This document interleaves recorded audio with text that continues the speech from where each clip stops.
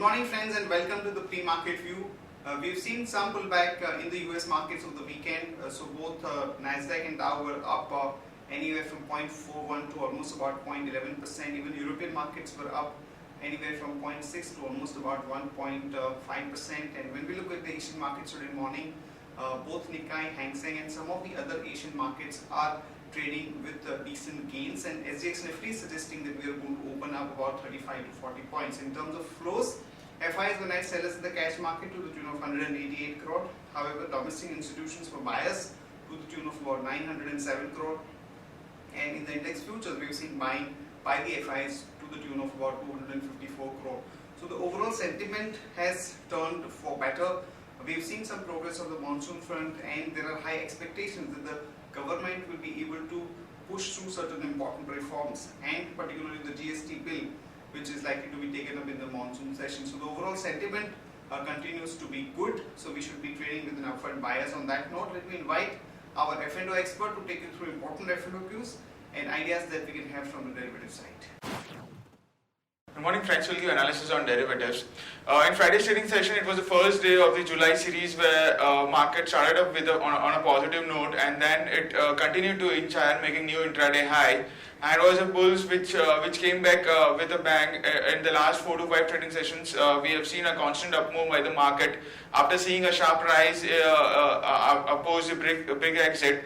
After seeing a sharp fall post the big exit, we have seen a sharp rise in the market followed by it, and market has been on a very stronger note in the last few trading sessions. And July series also started with a bang, and it closed with a decent gain of 0.41%, settling at 8355.15.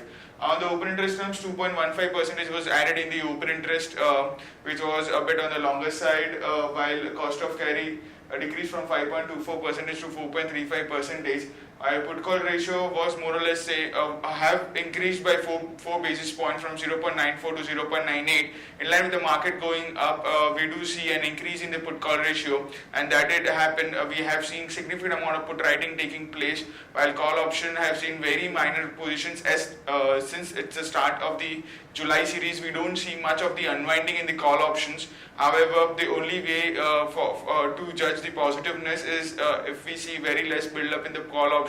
There's a very good sign for the market, as market participants have been finding it have been quite skeptical in shorting call options in this series, while volatility index have decreased considerably by around 3.5% and settled at 15.74 from 16.29 odd levels.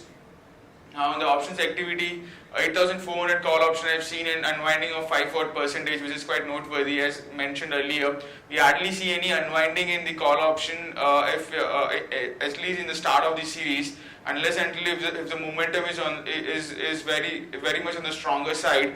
And since we have seen the first day of the series only, we have seen an unwinding 8,400 call option. This itself justifies that we have been in a very strong momentum. 8,500 call option, I've seen an addition of around 13%, which is the highest in terms of open interest, while 8,600 call option, I've seen an addition of around 34% in Friday's trade. On the put side, since I suggested, we have seen significant amount of put writing, especially in 8,300 strike price, and 83% addition in the open interest. However, the base of 8,300 was very low, but any open interest anywhere around 80 to 100% addition is quite noteworthy. While 8,200 put option, I've also seen an addition of around 48%, and 8,000 put option, which is the highest in terms of open interest with around 42 lakh shares into it, I've seen a minor addition of around 10 to 11% in Friday's trade. So all in all, the movement of the market continues to be on the positive side. It's a stray long in the market if you have any. However, the stop loss comes to anywhere around 8,200 to 225 for a short term to change the trend. Since our VWAP is at 8225, that would be our stop loss for the next 2 to 3 trading sessions. And unless until if market is able to sustain above it, it's continue to hold your long position targeting 8,500 in the coming trading session. There are no securities in bank period for today's trade. On FIS front, they continue to be net buyers. They were net buyers in index futures by around 254 odd crores, index options net sellers by 902 odd crores, stock futures net buyers by 18 crores, while stock options net buyers by 114 odd crores only. On the market level, as mentioned, our 5 days we have stands at 8225 with a lower range of our VWAP at 8225 and higher range at 8400. SGX Nifty is trading yet another trading sessions on the higher side. It's quoting anywhere around 41, 42 odd points. It's at 8399, indicating positive to gap up opening can be expected in the morning trade. That's it from derivatives. Thank you. Friends, let me take you through Sharekhan pre-market action, starting with trading ideas first. Short call on Hero MotoCorp, as the company has not come up with a good monthly sales number.